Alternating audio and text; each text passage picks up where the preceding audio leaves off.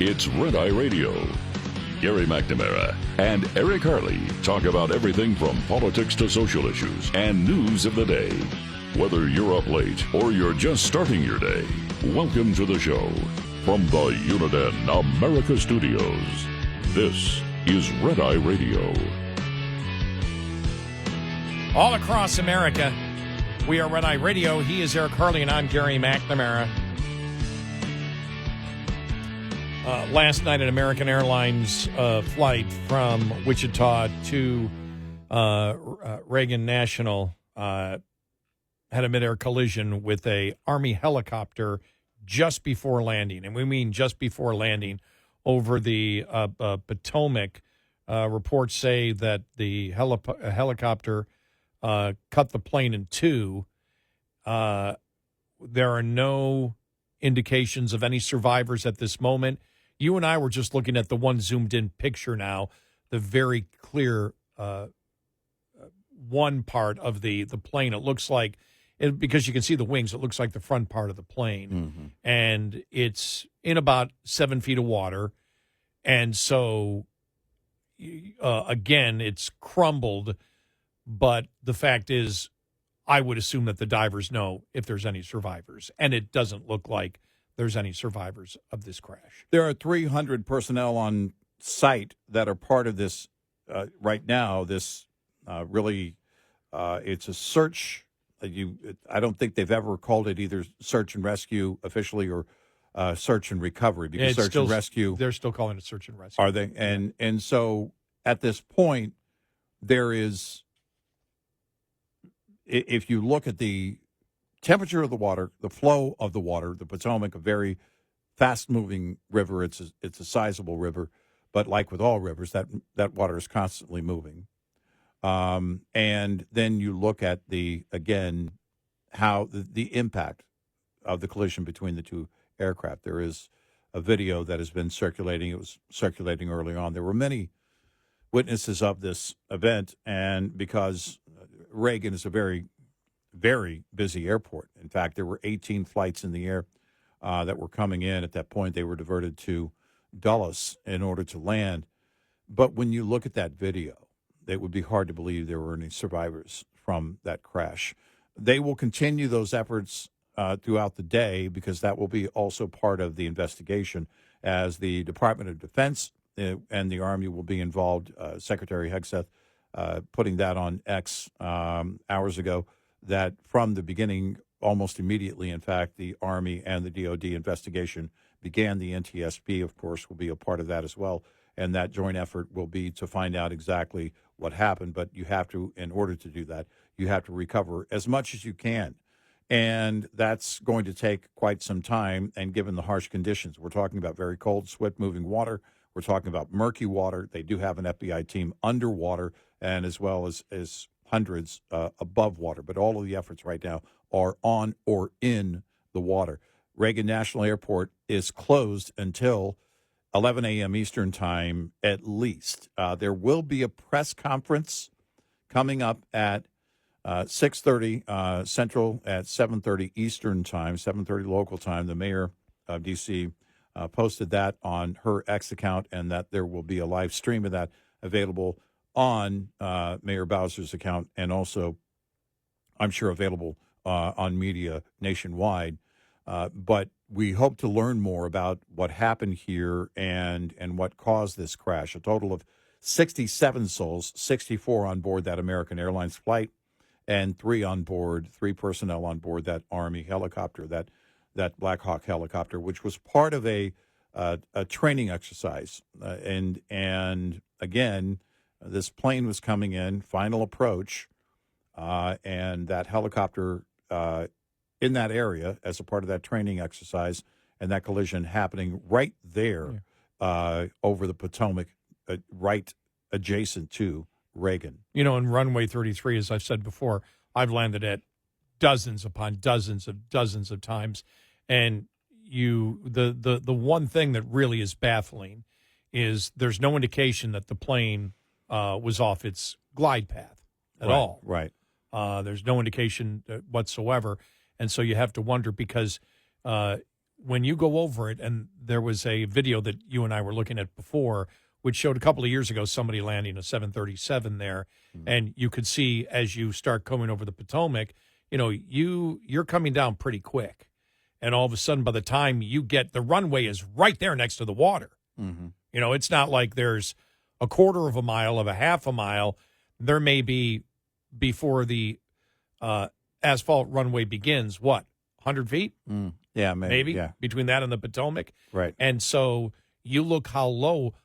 I had initially heard, and I haven't heard an update on it, that the plane was at 350 feet. So that's not high. I mean, you're just seconds from landing. And the question would be, what in the world was that helicopter doing at that height, right where you've got planes landing, on a runway? What in the world was it doing there? You look at it, and the plane was going south, right, or north? The plane was coming in north. It was coming in from the south, going north, and then turning to the west in that final approach in order to land on that strip. Right, and the helicopter was coming the opposite direction. Now you can see the long, not the zoomed in shots, but the long off shots, how far away that helicopter was, coming straight at it. And moving at a pretty quick pace. We know that air traffic control knew about it and had, asked the helicopter. You couldn't hear the response, though, on the frequency that we were listening to.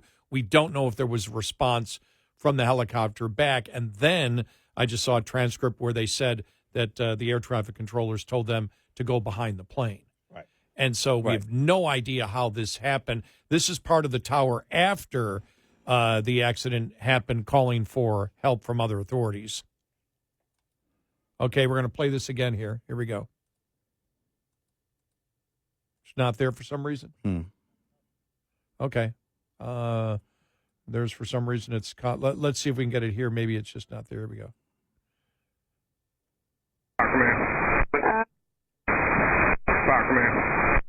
Fire Command. The accident happened in the river. Both the helicopter and the plane crashed in the river. It's east of the approach end of runway 33. Is the airfield closed? Yes, the airfield is closed. The airfield is closed. Runways as well?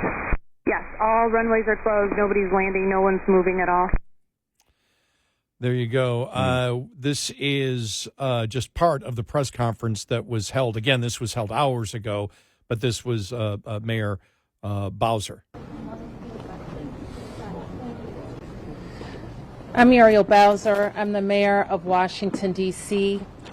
I'm at Reagan National Airport. I am joined by United States Transportation Secretary Sean Duffy, United States Senator Jim Moran, Senator Roger Marshall, Jack Potter, the CEO of the Metropolitan Washington Airports Authority. We are here to brief you on the very tragic events of this evening, where we know a passenger plane coming to the airport here collided with a military helicopter. Our fire department, DC Fire and EMS, supported by fire departments and police departments from across the Washington metropolitan region, are executing a rescue operation in the Potomac River. They are working diligently in very dark and cold conditions, cold water, to execute this rescue operation. We have had the opportunity to be briefed by American Airlines officials. I'm told that American Airlines leadership is on the way to Washington as well, and officials are in the airport talking to families now. We do have a 1-800 number where families should contact us. Should contact American Airlines for more information, and we will be providing that information shortly. That's the mayor of Washington, D.C. The U.S. Figure Skating also put out a statement that some U.S. figure skaters, their coaches and family members were on that plane. The U.S. Figure Skating Championships were held last weekend and latter part of last weekend. And these were some of the younger figure skaters that had qualified for extra training that went on another day. And that's why they were on that later plane. Russian state media also reporting that 2 world champion Russian figure skaters were on board the passenger plane that collided with the U.S. Army helicopter near D.C. So, again, a total of 67 souls involved here between the helicopter and the plane, 64 on that plane total, and 3 on board that helicopter. They will start seeing here in a couple of hours. We'll start getting daylight on that at that scene, which will help in those efforts. But again, it's been several hours now, and the question is at what point, and there will be a point when it becomes not about search and rescue, but search and recovery, and then long term the investigation, which you're recovering the parts of the plane and the helicopter, and also any data that's going to go as part of that investigation. That will be coordinated between the Department of Defense and the NTSB to find the answers here. You hear the back and forth. It was confirmed that the helicopter was responding to the tower. The question is, why wasn't there a response to the directives? Why weren't they changing the directives from air traffic control in that case? This from CNN. Experts from around the world weighing in on the aircraft collision, trying to make sense of how D.C.'s sophisticated airspace system led to that tragedy.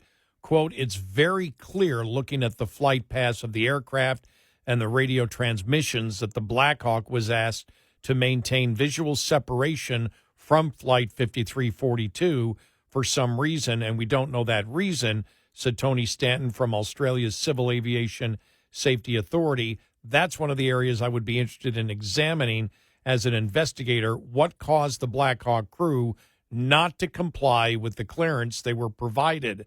The U.S. Army Black Hawk that collided was on a training flight at the time of the incident.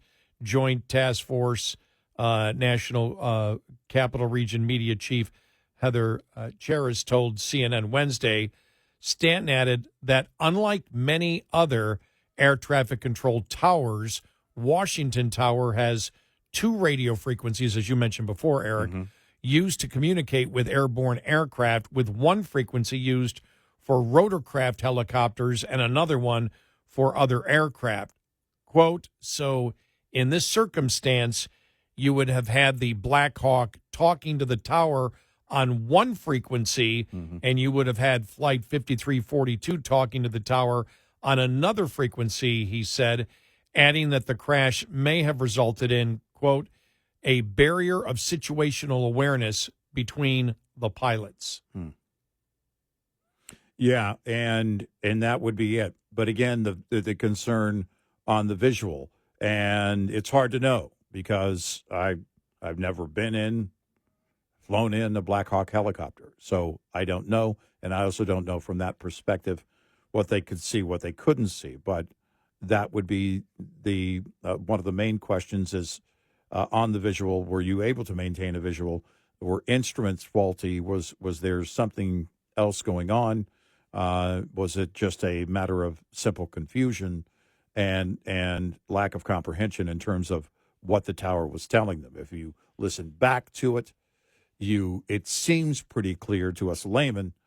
I don't know. And again, they point out here, this one expert pointing out that it could be the fact that there's that barrier because you're on 2 separate frequencies, and while the tower is talking to both frequencies, those 2 frequencies, and the helicopter pilot and the pilot of the jet are not talking to each other and don't have that direct communication. 866-90-RED-EYE. This morning's USDA Farm Report is brought to you by Howes Products. Tested, trusted, guaranteed since 1920. Party planners, already getting your Super Bowl festivities and menu coordinated? Whether your playbook calls for traditional options, delicacies from the cities of the participating teams, or themed around Super Bowl 59 host city New Orleans, USDA food safety expert Meredith Carruthers says food safety revolves around basic plays. Clean, separate, cook, and chill. Coach Meredith has the play breakdown. Clean means starting with clean hands and utensils and making sure that those are washed throughout food preparation. Separate is going to be keeping any raw meat and poultry products separate from those foods that are ready to eat. Cook is using a food thermometer to make sure that any meat or poultry or other foods too have reached a safe internal temperature. Chill has to do with keeping your foods at a safe temperature. More food safety tips and strategies are available through USDA's Meat and Poultry Hotline, 1-888-MP-HOTLINE, or online via chat at ask.usda.gov.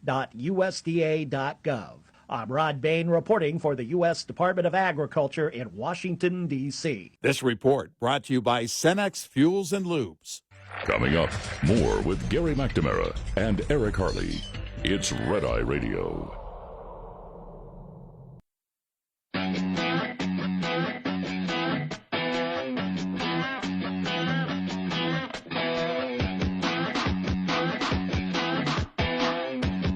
It's Red Eye Radio. He is Eric Harley, and I'm Gary McNamara. And I think one of the questions about this, the American Airlines Army helicopter crash yesterday, you know, I've seen it from a few angles. Just reading what the president was saying, the helicopter was going straight at the airplane for an extended period of time. It's a clear night. The lights on the plane were blazing. Why didn't the helicopter go up or down or turn? Trump wrote on Truth Social. That's one of the questions, because we know one was going north, the other was going south. Right. And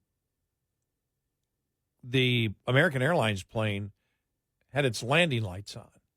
Yeah. So even if you're at an angle, even if you weren't coming straight at the plane, you still would have seen it from a long distance away. Yeah. Even if you're coming in, unless you're coming in from behind. Well, nobody's making that claim that the helicopter was coming from behind, or even from behind at the side. Right. Yeah, and that's, with Reagan being right there, you had to have been aware, and as you mentioned, if it's accurate that it was roughly 350 feet, that was the elevation of the plane. It's on final approach. That's 35 stories. That's not that high up there. And you're a helicopter, and the question would be, how were you not hyper aware of your settings, of where you were, of the traffic at Reagan? That had to have, I don't know, again, I'm not a pilot, certainly not a military pilot, but these are just questions that really, I think, are going to be a part of the investigation, because it seems like either a gross miscommunication and or understanding, which falls under miscommunication, or instruments weren't reading right. There's no reason to believe that plane on its final approach wasn't where it was supposed to be. Yeah, we have no indication. No indication that nobody has even, that hasn't even been brought up. No. It's right there. And if you've ever flown into Reagan, both you and I have, you know. On that runway. Yep. The one closest to the water. Right. And so the question would be, we heard the directives from the tower. Why is it that helicopter still ended up in that place? And it's mind-boggling. It's tragic. I'm looking at the New York Post. They've got a map, and it doesn't show the helicopter coming straight at it, but it is at an angle where you would see the landing lights. Yeah, right. Yep. And I'm assuming that's from, what is it, the flight scanner, what is it, radar, whatever it's called. Right.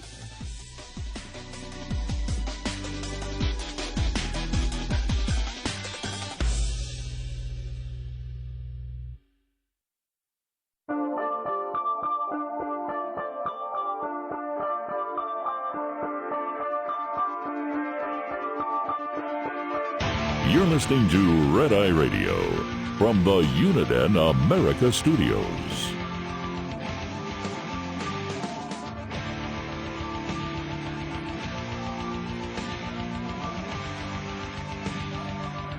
It's Red Eye Radio. He's Eric Harley, and I'm Gary McNamara.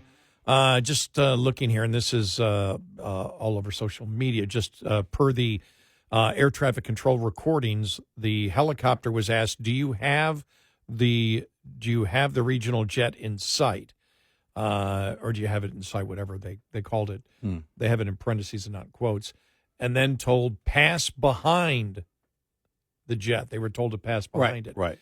It said the jet was cleared to land on runway 33. The helicopter would have been in the CRJ 700's blind spot as it turned left. Well, if you bank, like if you're banking, it might have been in the blind spot of the jet. Of the jet. The jet. I don't see how the helicopter at that angle. And the thing is, if you've been by an airport at night, when I drove in last night, when I drive home this morning, I go past, I drive right past DFW. And so you've got planes coming in. I live about 20 miles south. We're just northeast of the airport here. Yeah, it's just 10 minutes from here. Yeah, north. We're northeast. And I'll go right by the eastern side of the airport, and then I live about 20 miles south. Well, when I'm just a few miles from my house, I can see all the landing lights of the planes, lined up still, coming in to DFW, because there's, how many flights do we have a day? Thousands. Thousands of flights come in here, I think. What was it? How many landed? What's the average landing at Reagan? I think like 800, over 800 a day. Yeah, it's well over 800. Yeah. There were 18 flights in the air that were going to be landing momentarily after this American Airlines jet, and they were diverted to Dulles, about 20 minutes away. But you can see these landing 20 lights miles away. at extreme angles. Yeah. And so I think that's the big question. How did I can see, again, that makes sense. It would be, you bank a little bit to come in to the airport, and it shows it. You can see the line on the, Flight Radar 24, I think they have, or whatever. There's a ton of different apps out there that they're using. But the helicopter at that point would be in your blind spot if you're in the cockpit of that jet. Yeah, if you're banking a little bit, it depends how much you're banking. But yeah, it would be you're banking a little bit if you're making a turn.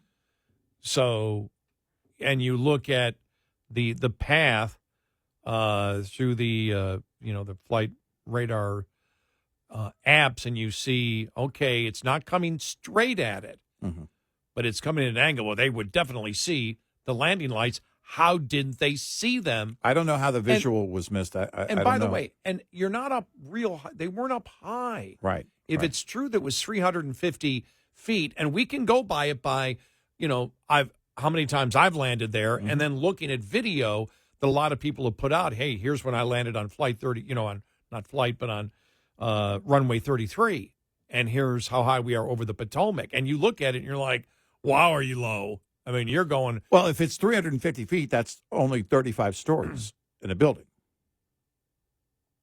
So it's not you're right there, and coming in quickly. You're on final approach. Oh yeah. And so it's so many questions here, because it appears that the Black Hawk helicopter was not in the right place. And I don't know how you're not hyper aware. It's a crew of 3 on board that helicopter, and how you're not hyper aware of the activity, generally speaking, surrounding Reagan National Airport, but also the directives from air traffic control. Here's a question. They say it was a training flight. Be interesting to find out for what.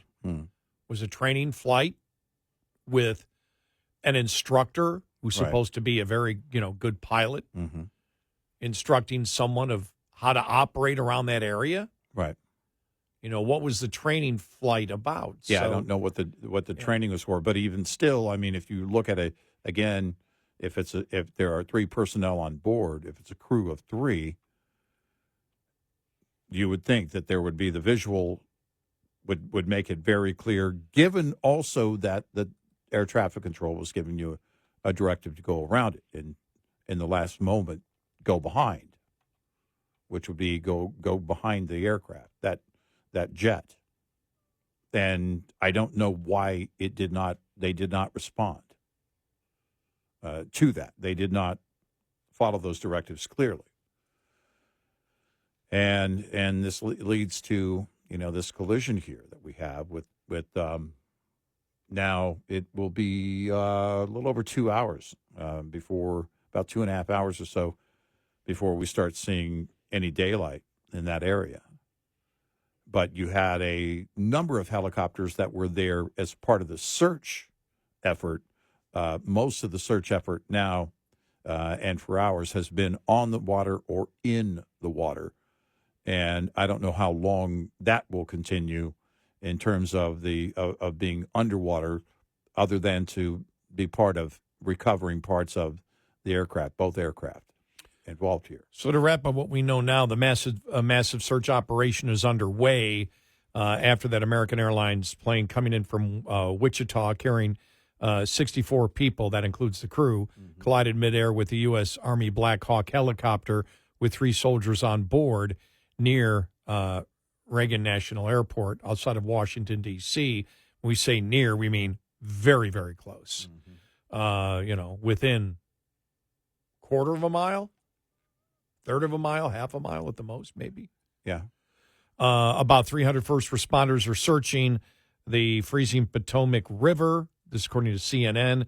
Fatalities have been confirmed, and rescuers have not pulled any survivors from the water. Look, this happened, 8 hours ago? Is it close to 8 hours now? Yeah, close to 8 hours. Yeah. Nobody survives in water that cold 8 hours, as we all know. You don't survive in water that cold an hour, most likely.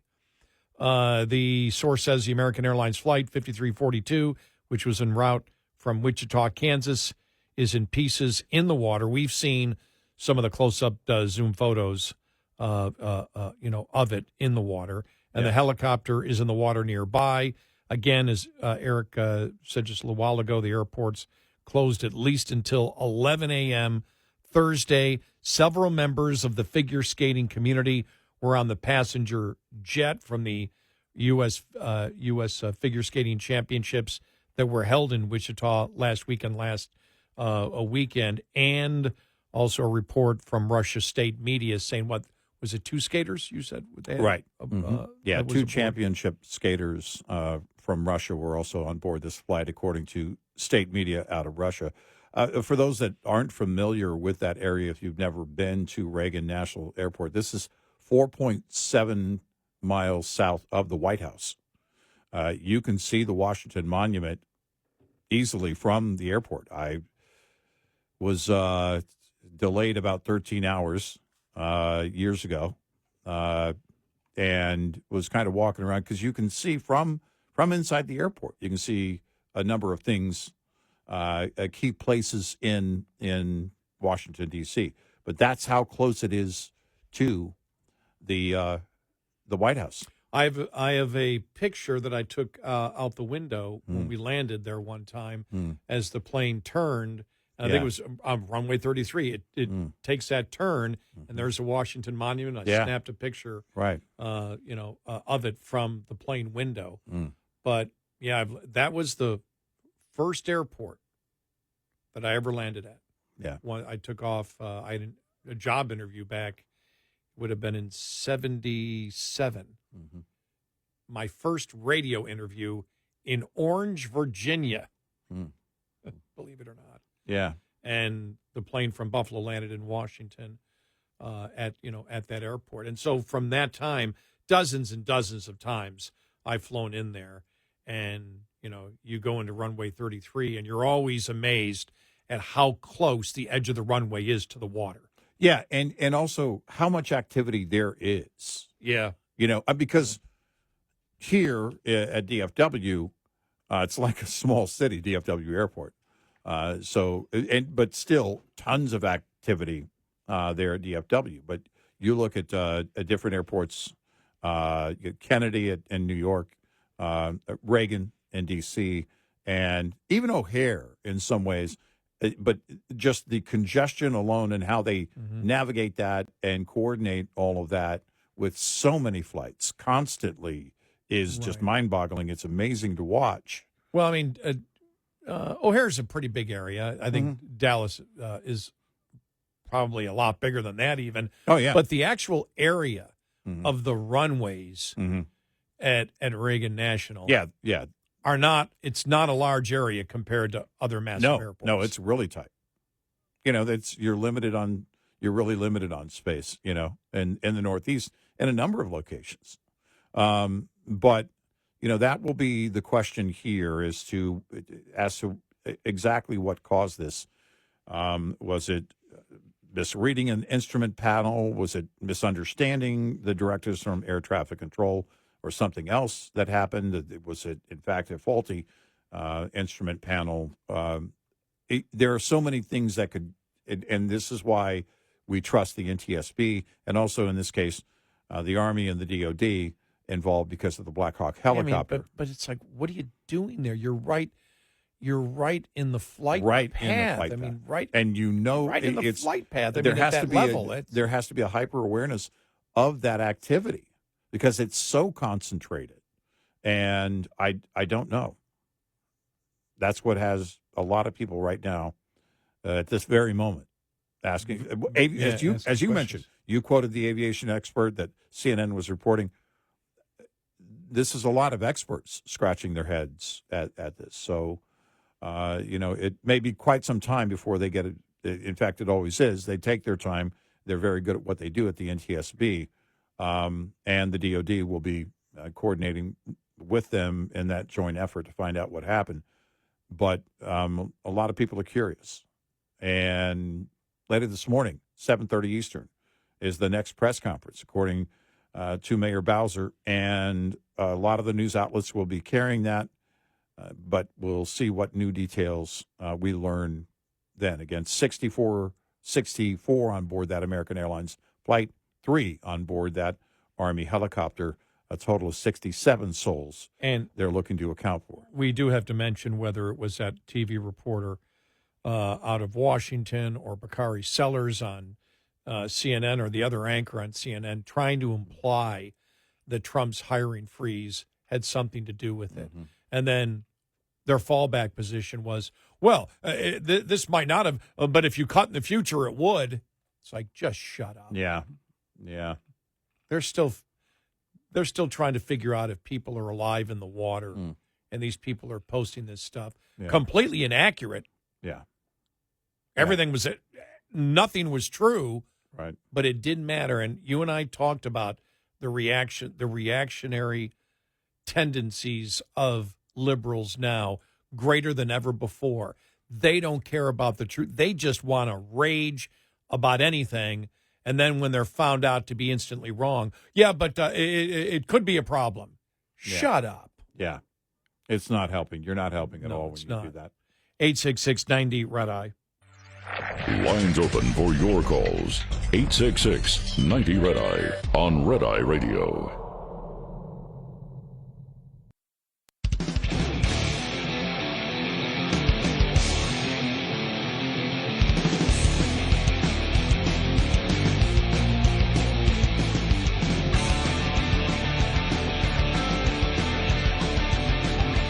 It's Red Eye Radio. He's Eric Harley, and I'm Gary McNamara. Man, why couldn't have Facebook and Instagram banned me at some time? I know, $25 million is the settlement for Donald Trump from Meta, the parent company of Facebook. $25 million to settle the Trump lawsuit over the 2021 social media ban. It says the best side is the Wall Street Journal shows that $22 million of the settlement will go towards funding the Trump Presidential Library, while the remaining amount will cover legal fees and compensation for other plaintiffs involved in the case. Now, Facebook and Instagram, Meta, will not admit to any wrongdoing. I don't care. Everybody knows you did by paying the $25 million. It's pretty clear. You don't have to admit it. You just wrote the check for it. Hey, somebody ban me. I want money. Yeah, come on. I think MySpace banned me.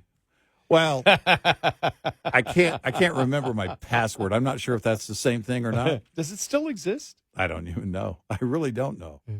I thought several years ago, this goes back more than several years, maybe 10 or 15 years ago, it's like it had become a music thing, you know. I have a new album. Yeah, it does. Yeah. Yeah, the first thing on it. Tom York surprises new release. Mm-hmm. He's from, what's the band? I can't think of the band's name. Radiohead. Radiohead, yes. Mhm. Yeah. Yeah. Yeah. Yeah, so. Yeah, Yeah, so I it's guess. artist of the day. Yeah, Okay. it's all music. all Yeah. music. Okay. Okay. It All right. still exists. Yeah, good. I still can't remember my password. MySpace banned me. Nobody really cares. Yeah, exactly. I think I banned MySpace.